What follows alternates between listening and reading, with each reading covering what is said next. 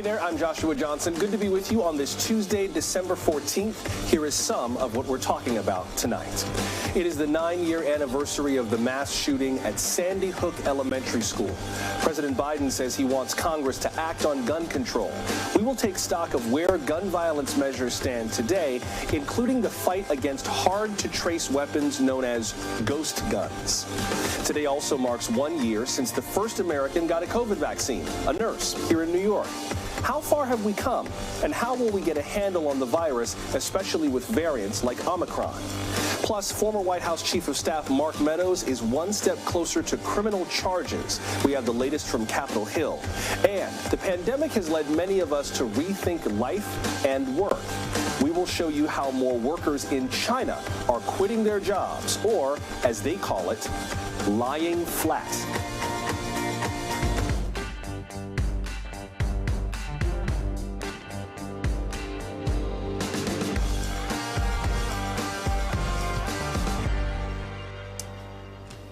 Good to see you tonight. Let's start off by talking about gun violence. It's often hard to talk about for two reasons: deep political polarization and a lack of action after tragedy strikes. That second reason is why we're starting with this issue tonight. It has been 9 years since a tragedy that showed just how difficult fighting gun violence can be.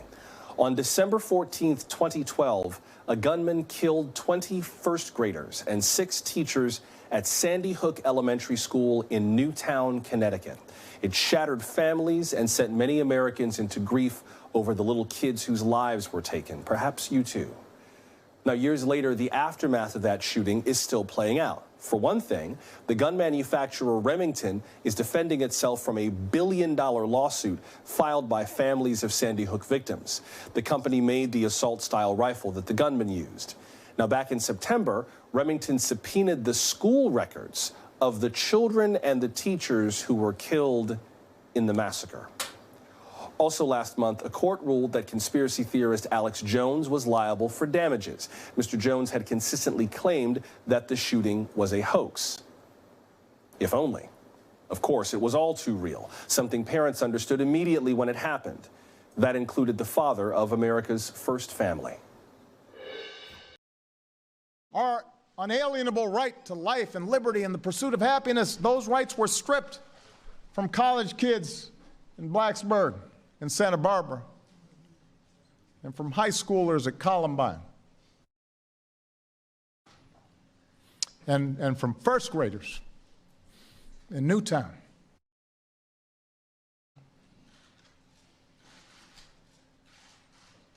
First graders.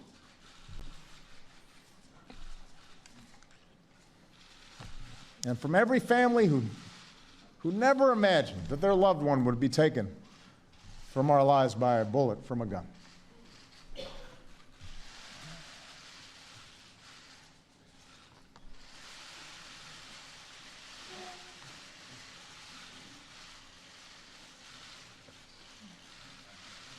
Every time I think about those kids, it gets me mad. And by the way, it happens on the streets of Chicago every day. Both Presidents Obama and Biden have signed executive orders on gun violence, but congressional legislation would be much more permanent and more powerful. In the 9 years since Sandy Hook, lawmakers have failed to pass gun violence laws. Today, President Biden said this continues to frustrate him. At the time, remember, because of your leadership, we forged a broad coalition and enacted more than 20 executive orders. We came close to legislation, but we came up short. It was so darn frustrating. And it's still frustrating now for you and me and so many others. In Parkland, Florida, and Oxford, Michigan, in countless communities across the country. Speaking of that frustration, Scarlett Lewis's 6-year-old son, Jesse, was killed at Sandy Hook. This week, she got an op-ed article in The Hill. Her simple question, quote, "How many more kids will we allow to be murdered before we start making real change?" Unquote.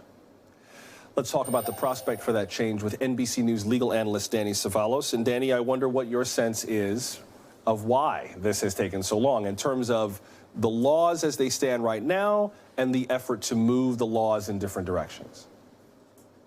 In the time since Sandy Hook, there has been very little federal legislation. There were two major attempts shortly after Sandy Hook. Both failed. In 2019, we were able to ban nationally bump stocks after the Las Vegas shooting, and that's a kind of specialized rarity that you don't see a lot that allows you to essentially give a single shot firearm and make it automatic. It's not something you see very often.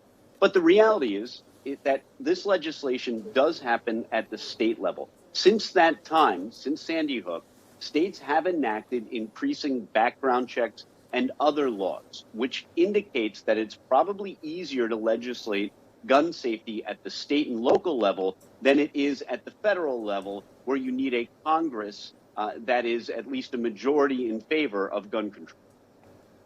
I want to make sure we underscore what you're saying, Danny. It's inaccurate to say that nothing has happened since Sandy Hook. Quite a bit has happened in some states on the state levels. What do you think the net effect is? And I know this is kind of inductive reasoning, but broadly speaking, the effect of having bans on the state level versus on the federal level. Is it substantially the same thing, just in 50 different pieces, one for each state? Or would having federal laws have a bigger impact than even that? Well, you seized on the issue. I mean, the challenge with having states legislate in any area is that the result is a patchwork quilt of laws, so that when you travel from state to state, you're covered by totally different laws. If you're a concealed carry permit owner, at least it used to be the case that the laws changed depending on what state you went to.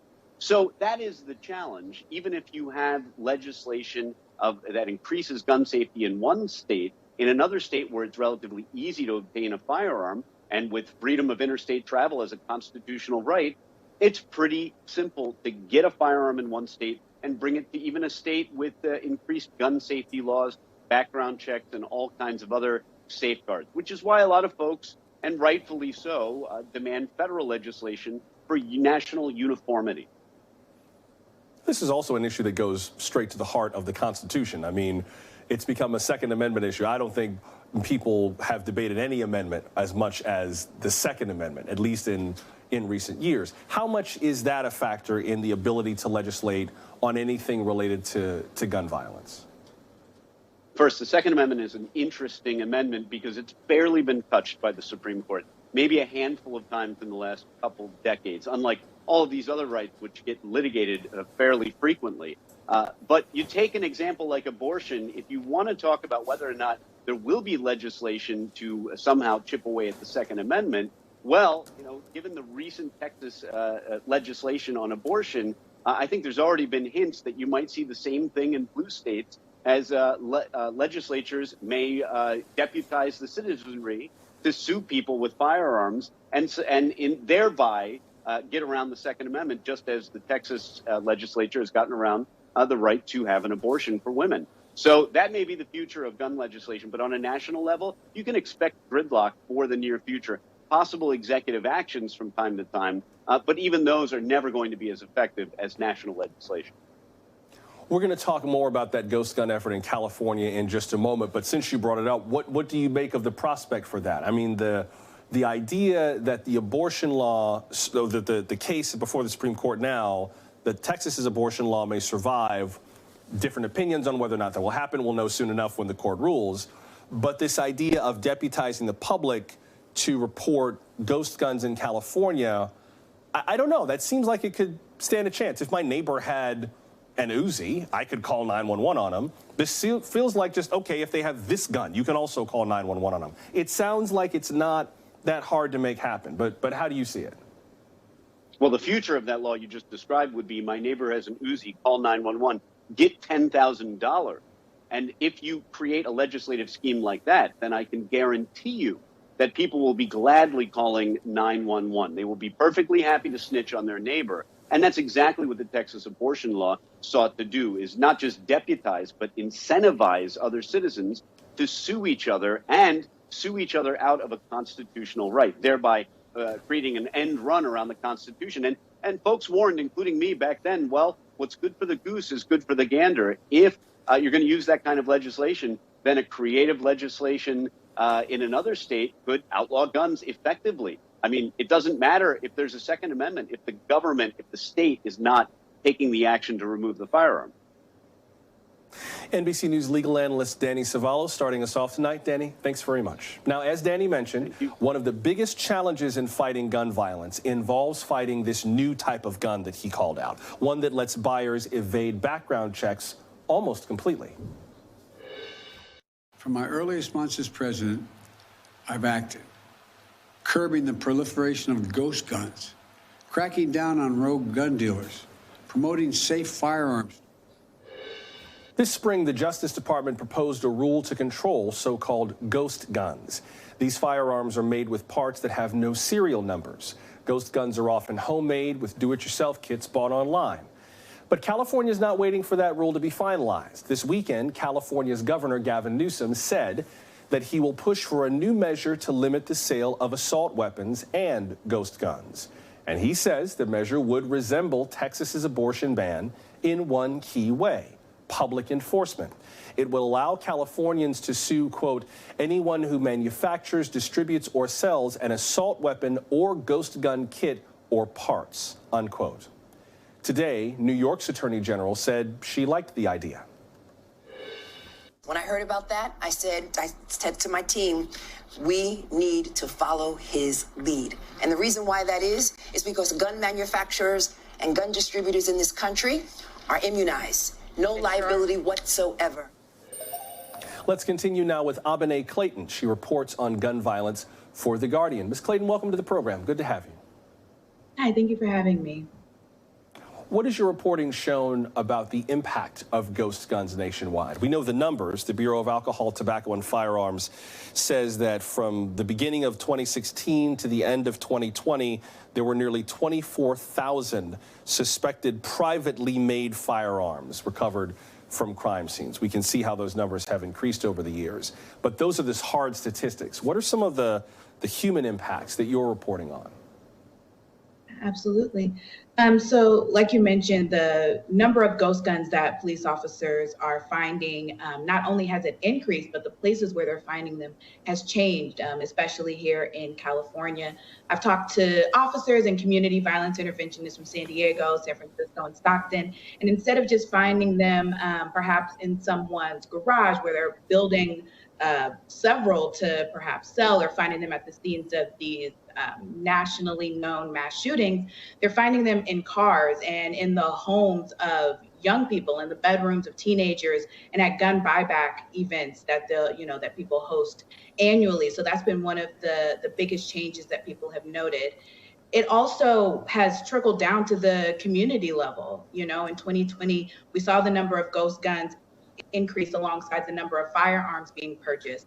And while there's no exact correlation that we know of between those, it's hard to imagine that having more guns around and having the possibility for more conflicts to turn deadly hasn't at least been impacted by the proliferation of ghost guns, especially here in California. Like I mentioned, the ATF has been paying more attention, and local law enforcement agencies are building these task forces, but it feels a little bit like it's almost, too little, too late. If you look at 2016 to 2020, those numbers have just exploded, and Black and brown communities are feeling that impact the most.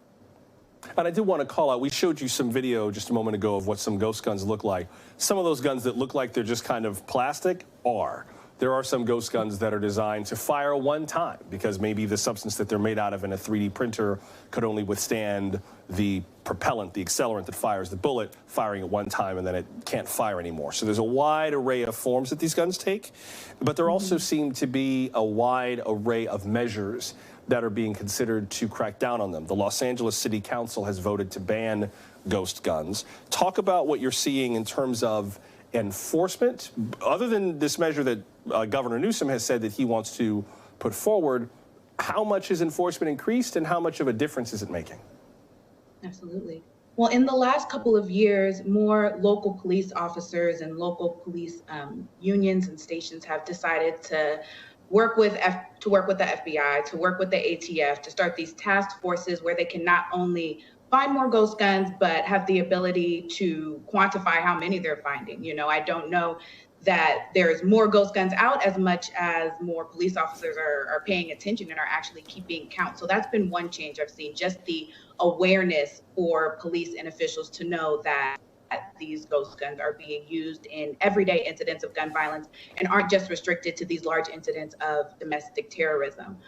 Before the Los Angeles City Council decided on their ban, San Diego had one, and San Francisco shortly after followed suit. In addition to these bans, which I think we'll see kind of go from city to city and from state to state, there are also a number of lawsuits out, barring what Governor Newsom is trying to make allowable for folks to sue individuals. A lot of gun violence prevention organizations like Everytown and Giffords are working with district attorneys to sue ghost gun manufacturers over like deceitful business practices and lying to consumers about what they can and can't do with the ghost gun. So they're trying to kind of come at it from three different directions: from legislation, from awareness with law enforcement, and from these bans that they're hoping will dissuade the ghost gun manufacturers from selling, or have them be a bit more careful with the way they advertise to consumers, letting it be known that no, teenagers are not supposed to have this. No, you shouldn't necessarily be buying 15, 20 kits to distribute, and really making it clear what their stance is. Before I have to let you go, since this is the 9th anniversary of the shooting at a school, I'd be remiss in not mentioning your latest reporting, which follows the impact of gun violence on young people in California, on a number of teenagers in the state. I remember from when I lived in San Francisco years ago, seeing the very disparate impact that some kids in some parts of the Bay Area have to deal with way disproportionately than other kids. Before I have to let you go, are things getting any better for kids in parts of the Bay Area as it relates to gun violence, or does the problem just keep kind of getting worse and changing form, especially with ghost guns on the street? Before I let you go.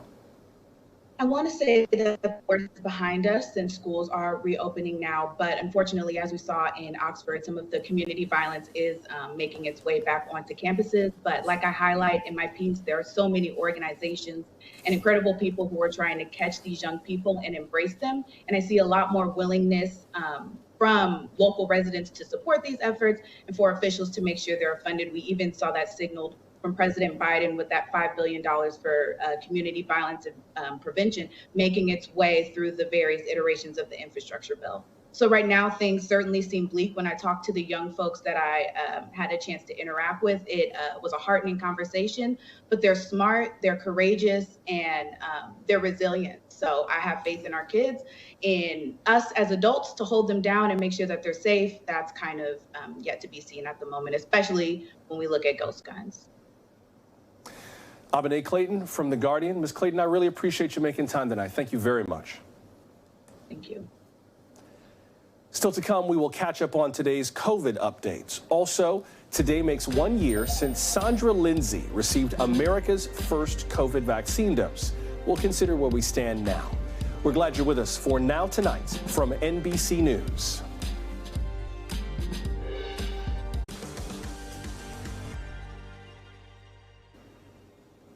Today we hit a COVID milestone, and for a change, it does not involve infections or deaths. Quite the opposite. Today makes 1 year since a nurse from Long Island made history. Sandra Lindsay became the first person in the U.S. to get a COVID vaccine. And since then, Americans have made a lot of progress. Today, roughly 3 out of 5 people nationwide are fully vaccinated. That's about 202 million people and almost 500 million shots. Nearly 1/4 of all Americans are unvaccinated. And the U.S. has lost more than 800,000 people to COVID. But here's the thing. More than half of those deaths happened this year, after the FDA authorized vaccines for public use. Mask mandates are also still in effect. Indeed, new mandates are popping up in some states. New York's took effect yesterday. California's takes effect tomorrow. And we're learning more about the Omicron variant. This morning on Today, CDC Director Dr. Rochelle Walensky gave this update. We've seen it now in about 33 states, 77 countries worldwide. And new data out of the CDC today will demonstrate that we are now detecting it in our genomic surveillance here at a rate of about 3% across the nation and about 13% here in New Jersey and New York. It is more transmissible, and we're seeing that in other countries as well, that it's rapidly becoming the more predominant strain. Let's get into all of this with Dr. Lippy Roy, an internal medicine physician. She's the medical director of COVID isolation and quarantine sites for Housing Works in New York City. Dr. Roy, welcome. It's good to see you again. Good to see you, Joshua. First of all, can I just ask what you're seeing around New York these days as we hit this 1-year mark and trying to get boosters out? We've got these new mandates in New York. What do you see a year on? Are we doing any better than we were a year ago? Yeah, great question. And yeah, what a historic anniversary it is. You know, when the vaccines first came out last year, there was so much hope that the vaccines would end this pandemic. And as a doctor and a public health advocate, I'm thrilled about the discovery of the vaccines. But sadly, a year later, with 1,100 COVID-related deaths per day, over 800,000 deaths nationwide, cases rising among children, and only still 61% of the nation fully vaccinated, we are still not seeing an end to this pandemic. Here in New York, I am seeing a spike in cases amongst my own patients in COVID isolation quarantine sites, in shelters, and of course in other congregate settings. But you know, we also saw that in New York State, Cornell shut down its Ithaca campus because of about 900 cases reported this past week. And other organizations, such as the NFL, are now mandating boosters amongst staffers and coaches. And NYU, New York University here in New York City, is requiring boosters among students and staff. So organizations are responding because of a rise in cases due to COVID-19, Joshua. Let me ask you about some of these developments that have come out recently, including this COVID pill that Pfizer is putting forward. They say that their latest data shows that this antiviral, which is called Paxlovid, was found to be 89% effective at preventing high-risk people from being hospitalized or dying from COVID. Explain what this pill, how this pill fits into the overall effort to fight COVID. Is this like a substitute for vaccines, or is this a treatment for people who get infected, or what is this?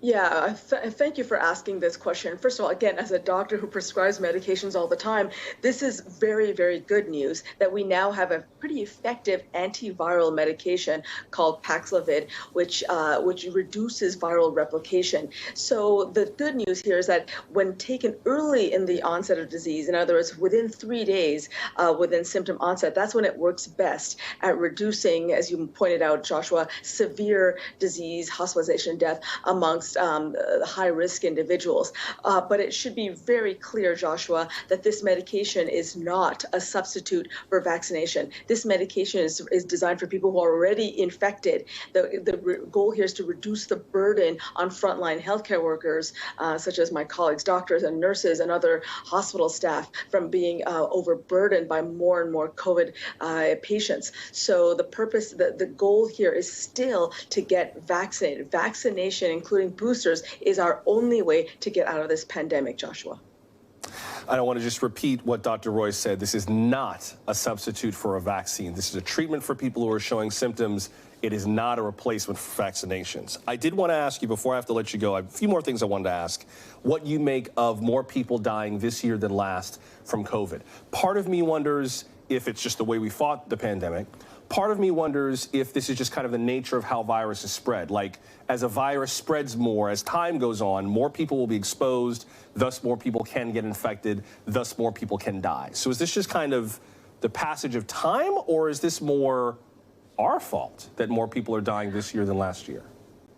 Yeah, I'm really glad you asked that, Joshua, because I can see how among your viewers that may seem almost like contradictory. It doesn't make sense. Why are there more people dying now when we have vaccines? It's important to point out that the real widespread vaccine rollout did not begin until really early the first quarter of this year. So, so we really didn't get the vaccine spread widely amongst all people in the United States. And the other thing is, unfortunately, I don't think most public health experts really predicted this degree of vaccine hesitancy, resistance, pushback, whatever word you want to use to label it.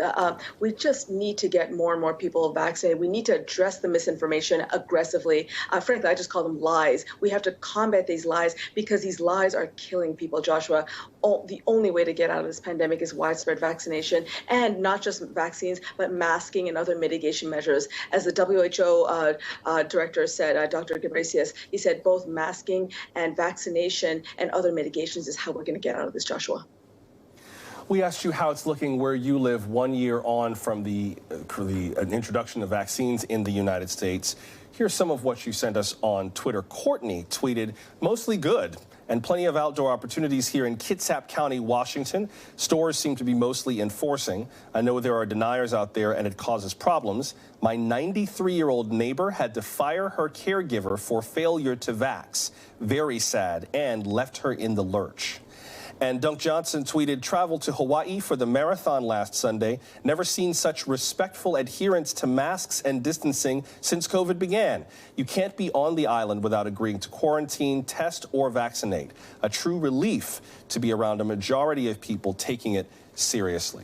I will acknowledge that quite a few of you said that people where you live are not taking it seriously. So everyone was not quite as complimentary as these two, but it's good to hear these two reports as well. I know I got to let you go in a second, Dr. Roy, but I want to ask you about the latest with the Omicron variant. There was the first major study released today, and it seems like some of the news is good, that the Omicron variant seems more resistant to vaccines, but among the people who are getting sick, their illnesses appear to be less severe. How are you viewing these data right now, with the understanding that we've only kind of been talking about it for a few weeks? I had to go look up how to pronounce Omicron, for example. So we're not really super familiar with this right now. How are you viewing the data so far, before I got to let you go?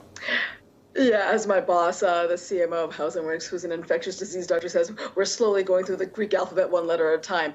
Omicron, exactly. As I've also learned how to pronounce it. Yeah, you're right, Joshua. This new study out of South Africa has shown that the variant causes less severe disease. However, it is being shown to be a bit more resistant to 2 doses of the Pfizer vaccine, reducing its efficacy against infection of 33%. But 2 doses of the Pfizer vaccine were still 70% effective against severe disease. Although I have to warn your viewers, it's unclear how this data will translate to the rest of the world, including the United States, because the mild cases were in South Africa were mostly among younger people and among people who we know fare overall better, and it was among those who were previously infected with COVID, and we know that that offers some natural immunity as well. So we really need more data, but the message amongst public health experts still stands, which is vaccination and boosters and masking, especially indoors and around people that you don't know their status. And it's interesting to hear those Twitter messages, Joshua. I remember meeting you in person last March and April in New York in studio. And then, as you know, in April, the city shut down. Everything was closed. So in stark contrast, things are really opened up here in New York. I worked at the New York City Marathon last month. Things are opening up, but it's important to do so safely in an evidence-driven manner, Joshua. It's possible. Dr. Lippy Roy, good to see you again. Thank you very much. Now, let's be clear. Getting vaccinated is your choice. But if you're ready to start, we'd like to help.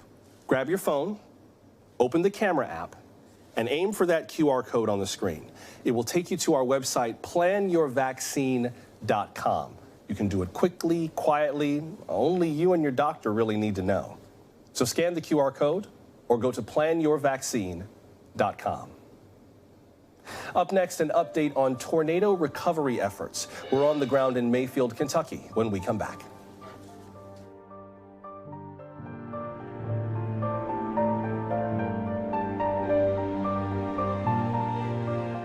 Recovery has started. It is long in duration. We still definitely are in rescue and recovery. We have people missing. Every time I close my eyes, I wake up and I think I'm buried again. So I've been trying to deal with that. Nothing but a concrete wall was on top of me. I seriously did not have faith that I was going to make it out. There were people on either side of us that didn't make it. I was concentrating on one thing, and that was breathing, because I was being crushed by that wall, and it started to crush my head at the end, and that was scary. We're learning more from survivors of this weekend's deadly tornado outbreak. Their stories are prompting new questions over what could have been done to save more lives. To our knowledge, authorities have reported at least 88 deaths across these 5 states. The highest toll by far was in Kentucky. The destruction there was so widespread, 10 counties reported deaths. 12 of those victims were children. More than 100 people remain unaccounted for. President Biden plans to visit Kentucky tomorrow. This drone footage captures some of what he may see in Mayfield and Dawson Springs, both in western Kentucky, and both cities are on his itinerary. NBC's Wendy Woolfolk-Baker joins us now from Mayfield, Kentucky. And Wendy, I wonder, first of all, what's going on in terms of figuring out where all these unaccounted for people are? How is the search and rescue effort going? It is a painstaking task, that is for sure. Good evening, Joshua. At this point, what they have done is launch the National Guard to literally go to each and every farmhouse, every camping area, every rural town between here in Mayfield and the 200-mile trek that one of those tornadoes took. And that is a painstaking task. So they have to go through the trees and everything that have been split in half, basically, and make sure that they don't step on anything that's important in the meantime. So it's going to take a lot of time to figure out exactly how many people did perish in this storm, and we're not likely to get answers immediately. Thousands of buildings were destroyed in this. We're told by some estimates that this will turn out to be one of the costliest disasters in U.S. history. What is your early read on what the rebuilding process might look like? It might be even too soon to even think about that, considering how much damage there is, but is there any indication of what the rebuilding might look like? You know, I'm going to give you just one example of where we're standing. We're in the middle of historic downtown Mayfield, right? And this town is a good 200 years or so old. Behind me is the First Christian Church here. It's one of 4 of the churches in downtown Mayfield alone that took a direct hit by this storm on Friday night. They have been able to miraculously, Joshua, salvage a lot of the sacred items they hold so dear underneath all of that rubble. So what's important first, before we even talk about the rebuilding process, is to get out what they can salvage. But again, this is an old historic building, and even the people with Red Cross who were just with us earlier today were saying this looks more like a war zone than it does a natural disaster. And this is one tiny example in a, call it 5 square mile area where there is not a building that's been left untouched. So probably a little too early to talk about rebuilding, but they are dead set that it's going to take place. They are resilient. They are ready, and they said they are willing to take it piece by piece, step by step, no matter how long it takes. We've been following a story here at NBC, a number of stories about workplaces that were affected by this tornado, especially factories. Today it was announced that Kentucky's Workplace Safety Agency is going to look into the deaths of 8 people who died at a candle factory in Mayfield, Kentucky. We have also been reporting exclusively about workers being threatened with being fired if they evacuated ahead of the tornado. You can see here at least 4 different accounts of either people being told they can't leave or a worker overhearing a manager say it to somebody else.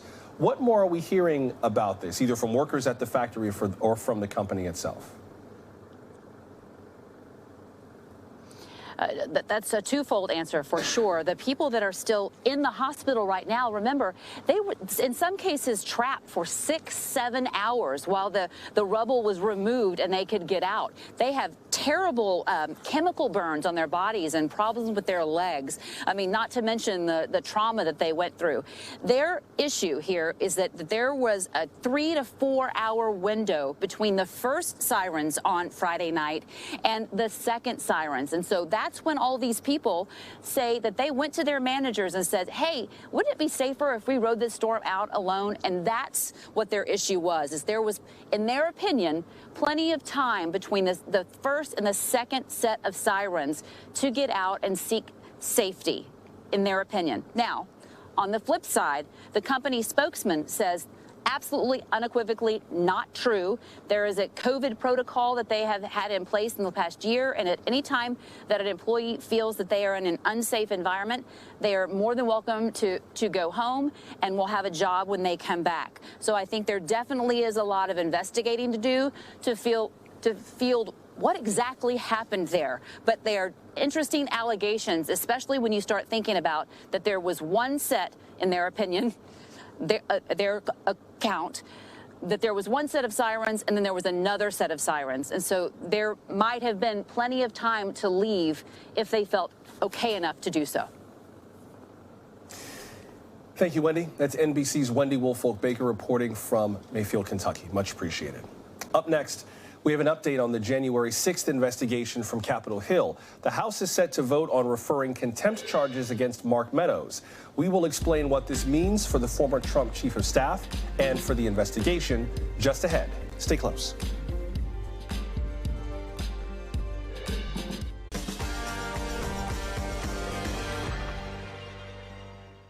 Let's head to Washington now for an update on the January 6th investigation. It may be a mostly procedural move, but there is a significant development coming on the House floor. Members will soon vote on charging former President Trump's chief of staff, Mark Meadows, with contempt of Congress. The January 6th committee recommended the contempt charge last night. Mr. Meadows failed to appear before the committee last Wednesday. He had just publicly refused to cooperate with the investigation itself, citing executive privilege. So what happens next, and how much progress has the committee already made based on what we learned yesterday? NBC Capitol Hill correspondent Leanne Caldwell joins us now. Leanne, what happens next? It seems like we're in a bit of a holding pattern right now for the vote. Where do things stand? Yeah, we are, Joshua. Things always take longer than they're expected to up here on Capitol Hill, and that's exactly what's happening. This vote was supposed to have happened by now, but there were some delay tactics and some procedural moves, and now this vote is not going to expected to take place until about 10 o'clock tonight. But it will happen, and it is expected to pass. All Democrats are expected to vote for it, and some Republicans as well. I'm not sure how many. I'm going to be watching that very closely. There were 9 Republicans who voted to hold Steve Bannon in criminal contempt and referred that to the Justice Department just a few weeks ago. So we'll see if more or less Republicans join in for Mark Meadows. Joshua. What are some of the latest things that we've learned from the committee, particularly some of what we heard from the committee in the last day or so? Yeah, in the past 24 hours, we have learned quite a bit from the committee.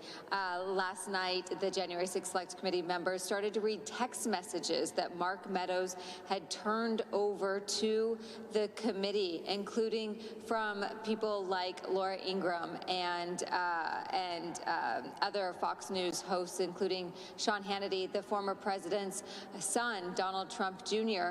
And the revelation of new text messages has just continued throughout the day. Just on the House floor debate a couple hours ago, more new text messages were revealed from Republican lawmakers and election officials in Georgia, including that infamous phone call between then Secretary of State of Georgia and Donald Trump, saying that he needed more votes.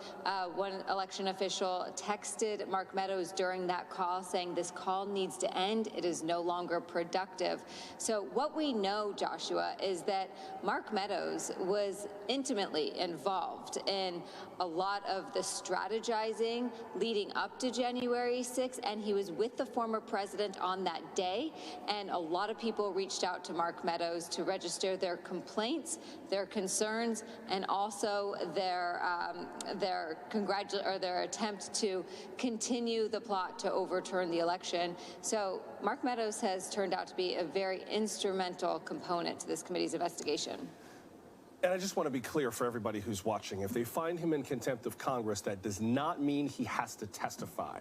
That's not the way this process works. He could face other punishments. Yeah. He might face prison time, theoretically, but it doesn't compel him to testify. So with that in mind, Leanne, before I have to let you go, what does that mean for the timeline of the committee, and what does it mean for the impact that they hope the committee will have?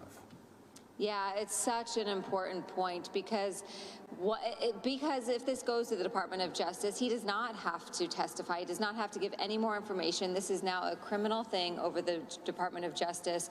But the committee will continue along with their investigation. And many of the people that Mark Meadows texted and communicated with have been cooperating with the committee, including Kash Patel, a former leading Department of Defense official who we know that Mark Meadows was talking to all day on January 6th. He was deposed last week. The committee is also deposing people on a daily basis this week. And so in those short few weeks that Mark Meadows was cooperating, they did receive a lot of information from him, and they will talk to the people who he spoke to, Joshua.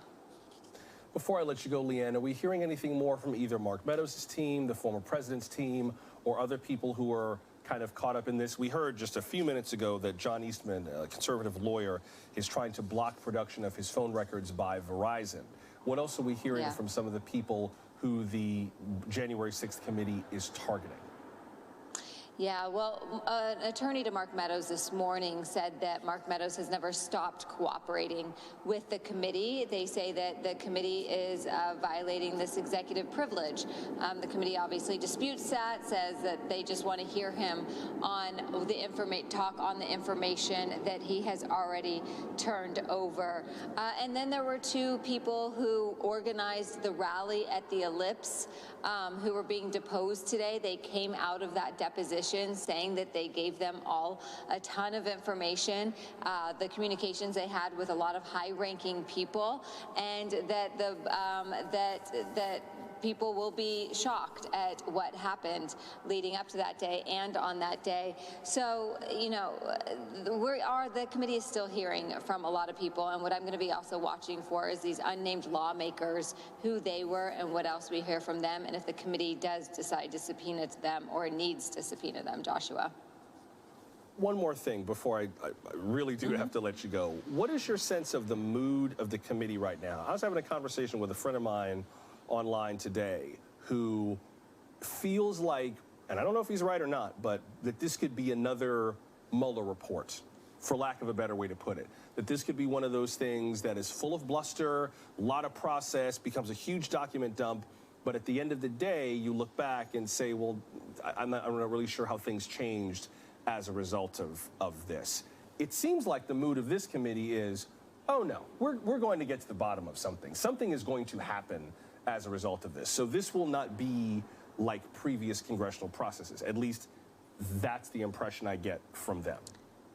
Yeah, I think that's right. And there's a big difference if you want to do a comparison with the Mueller report. The Mueller report was about Russian interference in the elections, and it was very complicated.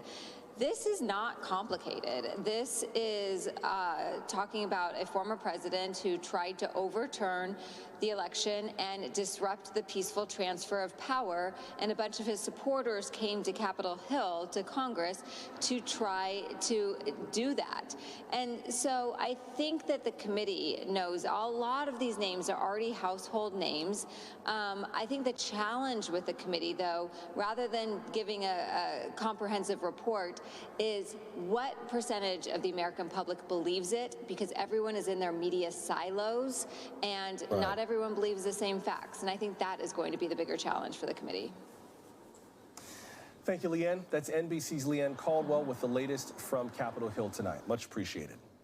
The pandemic prompted many people to quit their jobs. Maybe you too. In the U.S., some of us call it the Great Resignation. But in China, some people call it lying flat. It is apparently enough of a problem for China's government to call it a threat to the nation's future. We'll show you before we go. So I happen to really like this job, but maybe you know someone who just quit theirs recently. Perhaps you quit yours. Well, right now, many people are rethinking their work-life balances, and not just Americans. The so-called Great Resignation has gone global, from Europe and Asia to Latin America and the Caribbean.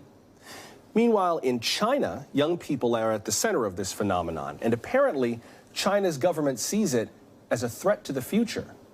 CNBC's Beijing bureau chief Eunice Yoon explains the movement known as lying flat.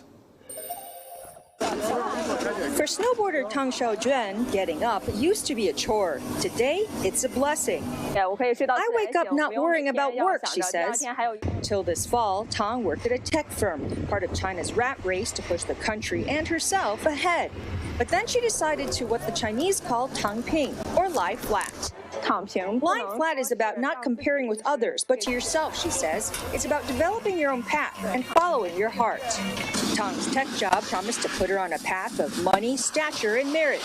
A big reason she delayed telling her parents she quit to carve out a life on China's slopes. She had no income for 2 months. I knew they would just worry, she says. They aren't the only ones. The Lying Flat movement has become popular, even developing its own manifesto, pledging not to have children, get married, buy a house, or luxury goods. The manifesto originated as a joke, but the government determined that the phenomenon is a threat to China's future. The manifesto has been censored online. I understand why the government is concerned, because many young people can be lazy, she says. But if someone doesn't enjoy their work, they eventually lie flat. They should try something else. Tang now posts videos of her snowboarding on social media. Brands have asked her to advertise their clothing and gear. As with skiing, everyone needs to decide what moves are right for themselves and not follow others, she says. A thrilling thought for some, a perhaps dangerous idea for others. Eunice Yoon joins us now, and I'm wondering how we should view this story. It seems like Xi Jinping, the president of China, has been really struggling over the last few years to keep China's booming capitalist economy under the control of the Communist Party and the central government regime, and this feels like a way that people can exert some power over the government by hitting them in the pocketbook. Yeah, and that's exactly what the government here has been worried about. In fact, President Xi Jinping just recently wrote an essay criticizing the Lying Flat movement, saying that it really undermines China's competitiveness and its innovation. And instead, he is suggesting that socialist values, a return to it, as well as a redistribution of wealth would really help motivate young people to get back to work. So it's something that the government here is very concerned about. And as I was reporting in that piece, you see it online. A lot of the discussion about it, especially if it's widespread, has been heavily censored. How big a deal is this in the scheme of China's government? I've heard a lot more lately about the problems with import-export, for sure, because some of the world's largest ports are in China in terms of getting the supply chain moving again. And then also this huge real estate company, Evergrande, which has gone very close to belly up. It's under new leadership now, but it is a big potential drag on the economy. How big a deal is this Lying Flat movement, in the context of all the other big stuff that China's got to deal with? Well, it's a big deal in that it affects China's productivity, at least from Beijing's perspective. They want to make sure that they have a lot of people who are very good at work, and they already are seeing a declining population in the future. The demographic issue is a huge one here.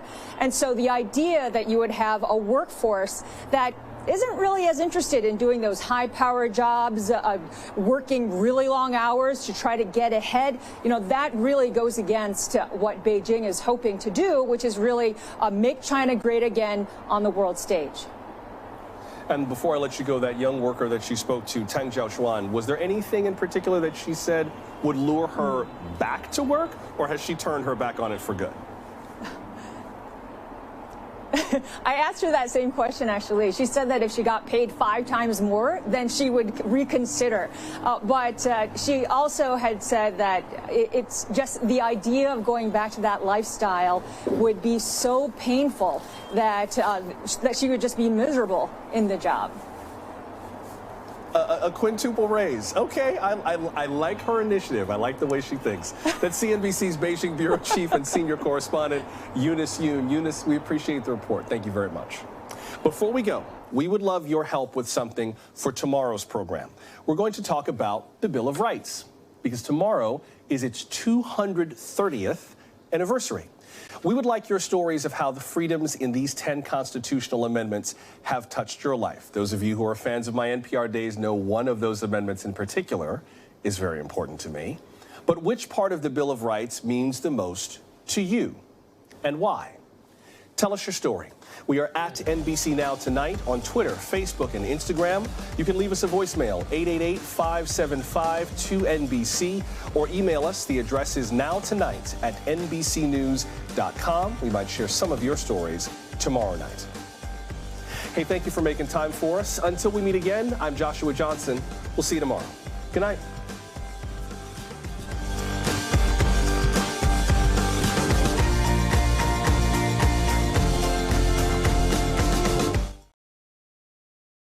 Thanks for watching our YouTube channel. Follow today's top stories and breaking news by downloading the NBC News app.